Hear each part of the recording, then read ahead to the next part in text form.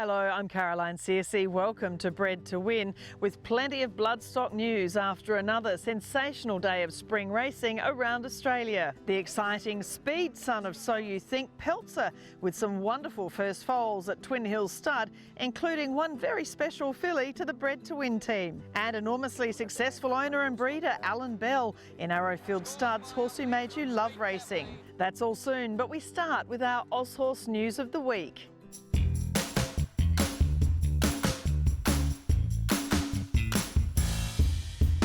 Saturday proved a red-letter day for the Godolphin A-team, with feature race successes for the champ Anamoe, Aft Cabin and Allegron, as well as another 5 races in Victoria and New South Wales won by the blue team. Up goes Anamoe and the George Main Stakes, breaking clear. Anamoe's win in the Group 1 Royal Randwick feature, the George Main Stakes, was his 5th success at the highest level. The son of Street Boss took his earnings to $5.8 million.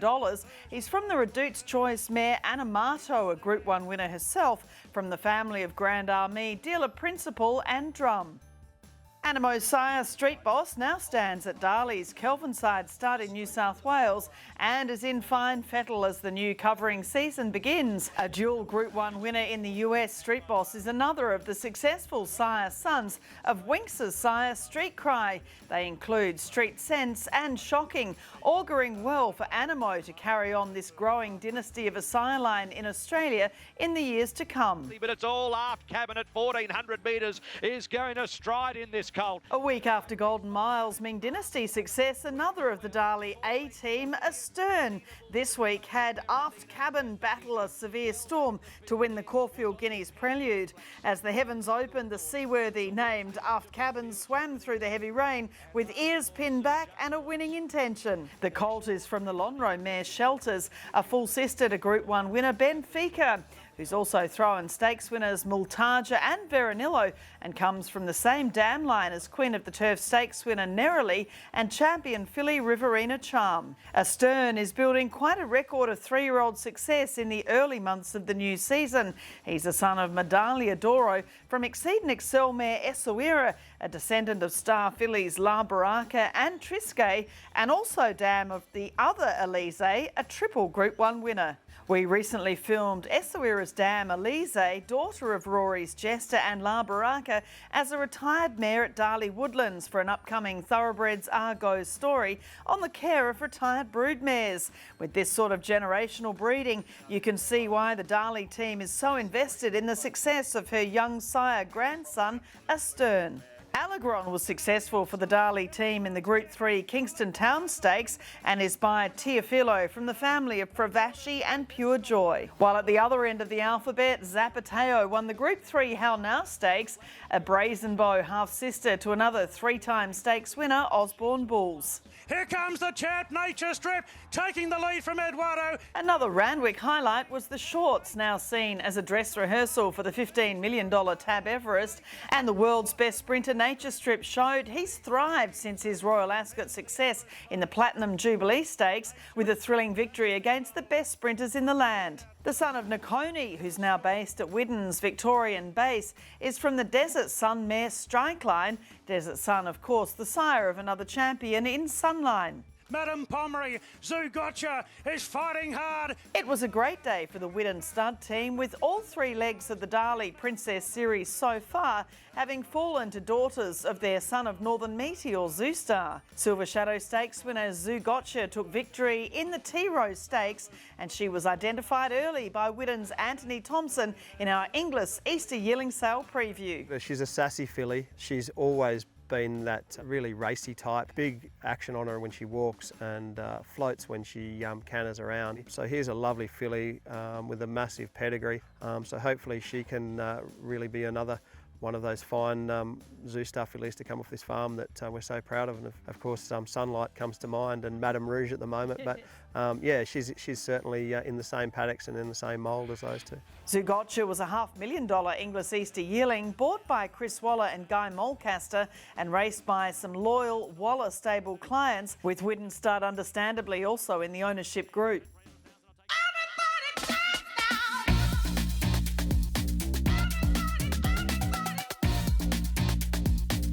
Aushorse made a rather funky announcement of their 2022 Everest runner through the week, with the Memsie and Sangster Stakes winning daughter of former sales graduate Schwazier Snap Dancer to race for the English team, with co-trainers Kieran Maher and Dave Eustace getting in on the act. And there was another launch through the week of the intriguing Iron concept of syndication based on blockchain ownership. The International Racehorse Owners Network has already tasted success with Cythera, one of their English Easter yearling sale buys, successful in the Lonhro Plate, and they offer ownership at a one-off cost in a total of 7 horses initially, including high-priced yearlings who've already shown plenty of talent on the track. They were bought by former champion Hong Kong trainer John Moore in 2021, and at the launch paraded Booker's brother Oriental Tycoon, who was bought for $420,000 from Yarraman Park and is in training with Peter and Paul Snowden. Also at Randwick's Theatre of the Horse were Eagle Nest by Schillaci from the Wedgetail Eagle family and Schnitzel filly Crystalline. Check out their website for more information on an innovative new ownership initiative aimed at attracting a new generation of racing owners, focusing on the sustainability of the racing industry.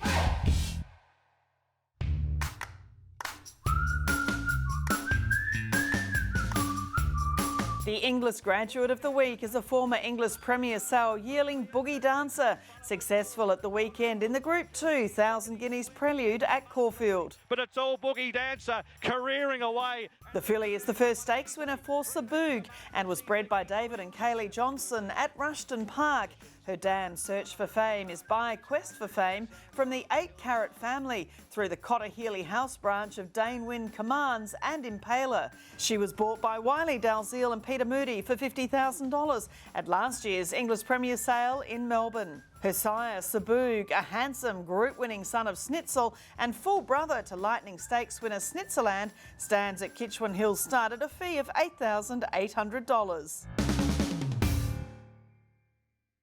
Coming up, the Cambridge Stud Performance of the Week, and I meet a very special new foal, My Own Filly by So You Think Speed Son Peltzer at Ollie and Amber Tate's Twin Hills Stud.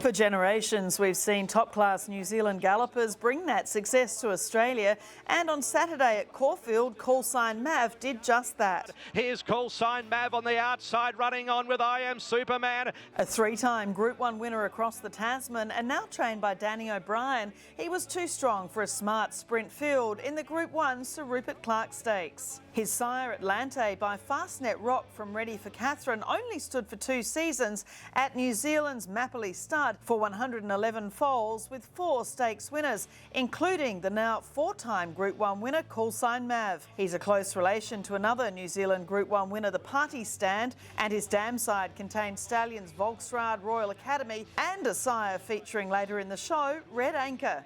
A 36% share in Callsign Mav was bought through the English digital sale by Nelson Thoroughbreds for $85,000 in 2020.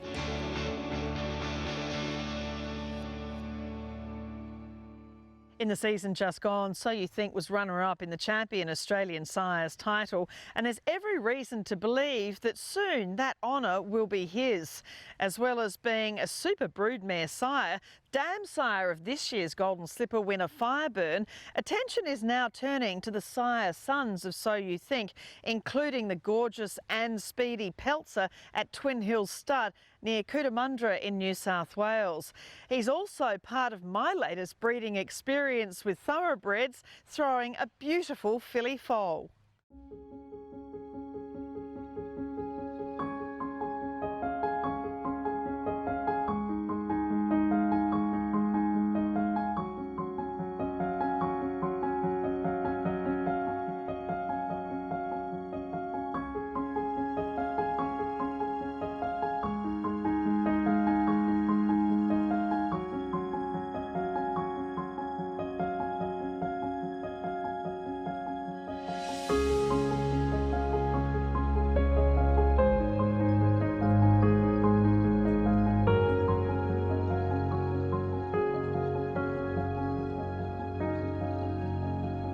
I've been lucky enough in my experience in the breeding industry to have my own mare, to have bred 3 foals who all raced. I've pinhooked a weanling that went through the English Classic sale and has raced successfully as rock artist. But this is the first time I've bred a foal with the intention of selling. And this little filly hiding around the back there is by the gorgeous Peltzer here at Twin Hills Stud out of Mega Mall. And I'd like to take you through the experience of having a new foal all the way through to the yearling sales and beyond. It's such a magnificent thing seeing a foal that you're involved with, you know, for the first time, and it means so much to your owners and clients when you send that message through that there's a lovely new arrival on the ground. Yes, for the owners it can be years in the making. Often someone's thinking for a year about where they're going to send their mare, and then it's another year for the mare to have the foal after she's been bred to the stallion. So there's a lot of emotional effort that goes into the production of a foal. So it's lovely when you get to call the owner and tell them that they've got a healthy foal, and you know, they're always nice calls to make. Well, we're here, of course, talking about Peltzer, just an outstanding type, and I just loved his determination as a racehorse. But it's so wonderful to see the first of the Peltzers on the ground. Yeah, and for someone who stands a stallion, obviously there is great expectation as to what their first foals are going to be like. And there's lots of chat around the industry as to what the first foals of each stallion, you know, how they're looking.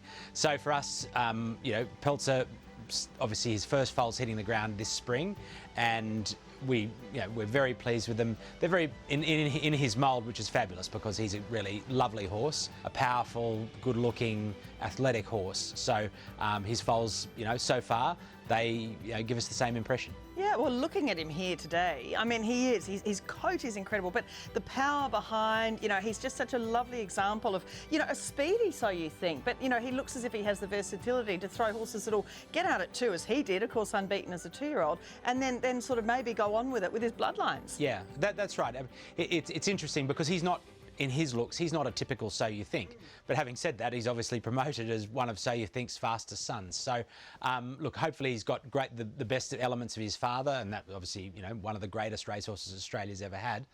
But also his female pedigree. He's out of an elusive quality mare, and then in turn out of a flying spur mare. So there's plenty of speed on his dam side, and that was reflected in his racing career. Obviously, you know, an unbeaten 2-year-old in 3 starts, and then went on to win, you know, group races at 1,200 metres, 1,500 metres and $1 million race at a mile. He was an excellent racehorse. He is the most glorious looking horse, and it's really exciting that we've got some foals on the ground and lots to look forward to. Peltzer's getting through now. Peltzer's starting to fly after Anders. And as you mentioned, those 3 race wins as a 2-year-old. He started out at Kembla Grange and he gave the leaders a start that day, but he just raced straight past Anders to win. He was a bit green, but he showed those early signs of speed and determination. Yeah, and just, I mean, if you just digest that, beating Anders over 1,000 metres at his first start, like that's good going. Anders was a very quick horse, as we know, but Peltzer was too good for him at his first start. And then, you know, another couple of starts over sprint distances as a 2-year-old, and, you know, winning 3 from 3 as a 2-year-old, including 2 in the city. That's no mean feat.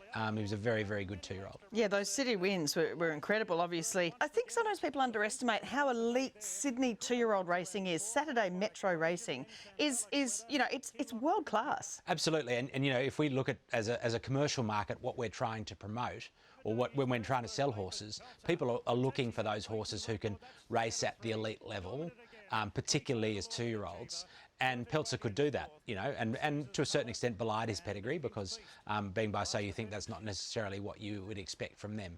So, yeah, he was a horse right out of the top drawer. It's Peltzer in front of Prime Star, the outside. The Stan Fox win, he came back, and this is a race won by some outstanding 3-year-old colts, and he could feel the challenging brigade sort of coming at him, but he just really knuckled down. So again, he had that instinct, the will to win. Yeah, and I suppose that's what racing is about, isn't it? You've got to have a combination of speed and the will to win, and you know, they've got to want to do it. It's the great unknown, his heart. You know, he's versatile. He could run from off the speed, or he could lead. It was interesting, you know, noteworthy. He was a fantastic. His record at Randwick was outstanding, yes.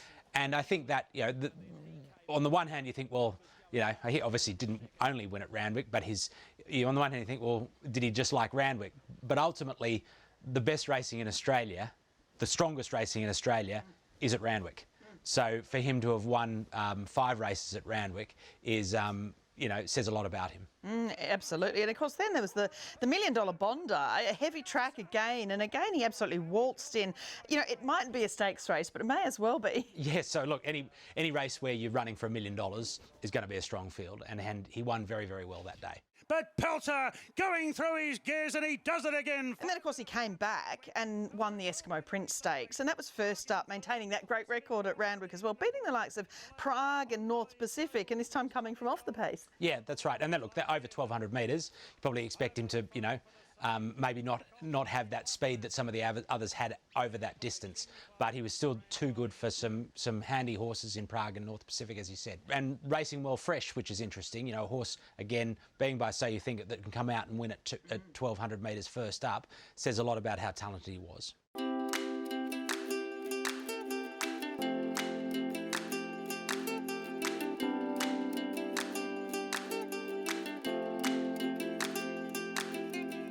It's fabulous to be reunited with Megamall here. She's a lovely mare. She's been such a good mum, and this delightful foal by Peltzer.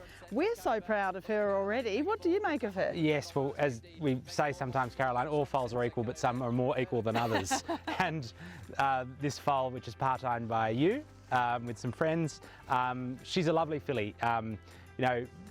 First of the Peltzers, so it's very exciting to see any of them. Yes. And she's fairly typical so far. They've got lovely heads, plenty of leg, and a nice shape to them.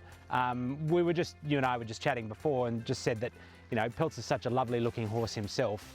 And that's why we, as having a stud, we're looking for horses like Peltzer who are good looking, who then are more likely to have good looking foals. So it's early days, but we're very happy with what we've seen in his progeny. Yeah, that's right. And the head, she has Peltzer's head to a T. I mean, he's of course by the gorgeous So You Think, but he was a little, he had that sort of dishy colt sort of head, and she has it too. It's really pretty or handsome on him. At this stage, I'd say they've all got lovely heads, the Peltzers, and that's important because people, they're going to be good looking horses, I think. And certainly she is very much in the mould of her father. She's sort of compact, but a bit of leg there as well. Yeah, and that's the interesting thing about Peltzer. Obviously, he's by So You Think, so you would expect them to be, So You Think's are big horses. Peltzer himself, body shape, is a very compact horse. He was obviously a yearling who was well sold. He was the highest priced yearling colt by So You Think of his year, and he was a good 2-year-old, won 3 out of 3 as a 2-year-old, and that is all reflected in his body shape and what he looks like. So obviously, if he can impart that to his progeny, we're in good shape.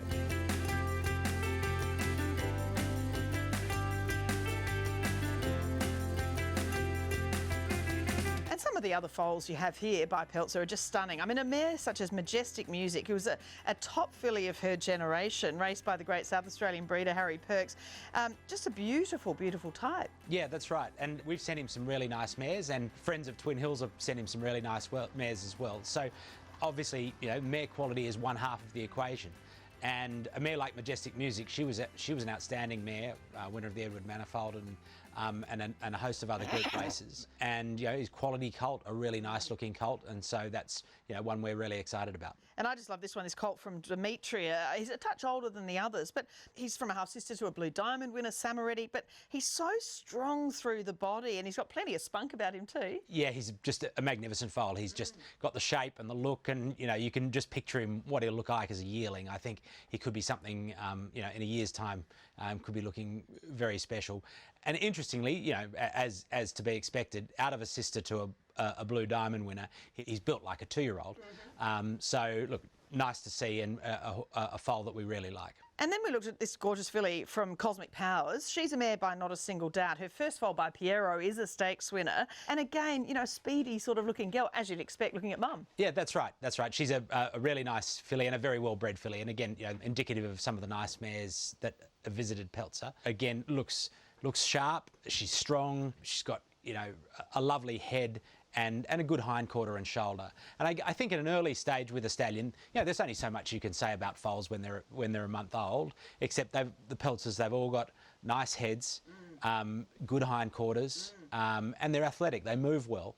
So that's nice to see at a very early stage. And then sadly, you know, sometimes the mares die, and so we do have a beautiful foster mare doing a great job with a colt from Talisa. So the dams are half to Nikita Jane, who of course was by So You Think, a Group 1 winner, and this sort of, you know, taps back into that through Peltzer.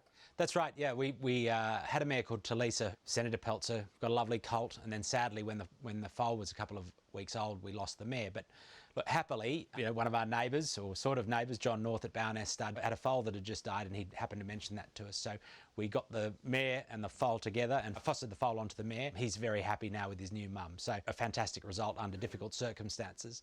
But yeah, he's a nice foal. He's got plenty of nice bit of length to him. Again, one we're very pleased with. And Peltzer's dam sire is elusive quality. I mean, he sired super 2-year-olds, Group 1 winning 2-year-olds such as Camarilla and Sepoy and you know, so many others that too long a list to name here. I mean, he's probably underrated as a broodmare influence. Obviously, I did have a lot to do with elusive quality while I was working for Darley.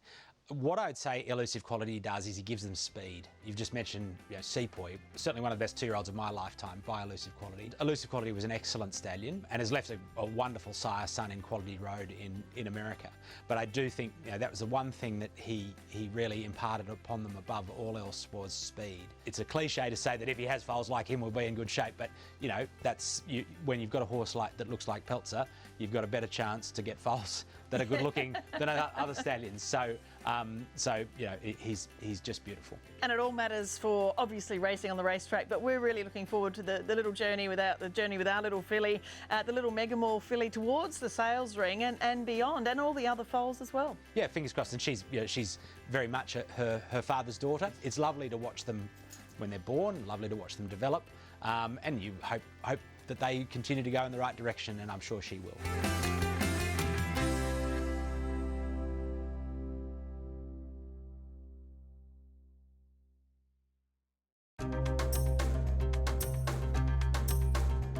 Looking at the effect, first of all, of Peltzer's dam sire elusive quality, and it is pure speed. While his stakes winners have won past 2,800 metres, his sweet spot for successful produce is 1,200 metres, including July Cup winners Alcohol Free and 10 Sovereigns, Oakley Plate winner Portland Sky and Hong Kong star Skyfield. Plus he is, of course, also sire of 2 Group 1 winning Australian 2-year-olds Sepoy and Camarilla. Some fascinating statistics regarding Peltzer's sire So You Think. Mares by his best Nick's Tail of the Cat, Testarossa, Choisir, Zabeel and Redout's Choice have around a 2 to 4% stakes winners to runners percentage. But when they go to So You Think, that increases from between 11 to 25%. So You Think is upgrading some mares by almost 900% when they produce stakes winners. Quite outstanding and auguring well for a young sire son such as Peltzer. Nothing more beautiful than a new foal and being involved with them, and I look forward to bringing you more updates on this gorgeous Peltzer filly.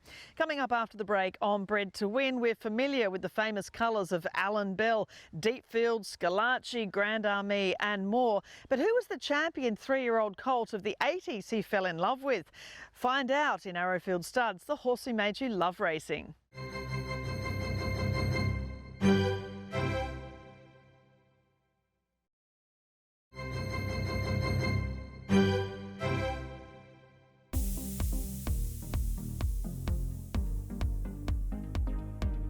For me, it was Red Anchor. I was a fairly new vet, just arrived in Sydney, and the second year I was there, happened to get my hands on Red Anchor, and he's still the best horse I've ever had a hand on. Yeah, what a champion 3-year-old he was. He was such an exciting, beautiful colt, wasn't he? He was a mighty horse, and there was a big veterinary twist to the story as well, because he had a split frog his whole 2-year-old year, and he campaigned so bravely right through that whole process, and never really gave a yard, and ran at everything, really, which is something we don't do today. And that's how mighty he was to come back at 3 and dominate like he did after having a very busy 2-year-old year. It was a great horse. And really shows that anything is possible. Any horse can come through. You know, it's fascinating where they can come from. That's what taught me. I mean, he was a 30 grand horse, and I was starting to get interested in ownership as well as being a veterinarian. And he was the horse that really lit the fuse for me. He made me believe that it was feasible for anyone to have their hands on a great horse like that and be a part of that story. was amazing. Yeah, and we see now, you know, that legacy of really learning to love racing. Here we saw your own star turn, of course, at the Vinery Stud Parade, and he won a Schillaci Stakes named after your champion sprinter. So that love of racing now you've developed into some wonderful ownership stories. I've had a great and privileged and blessed life in racing, really. It's been fantastic. I've been so lucky along the way. I've had so many iconic horses along that journey, and I encourage anyone that's interested to just have a crack. Give it a try like I did, and you never know what it'll take you.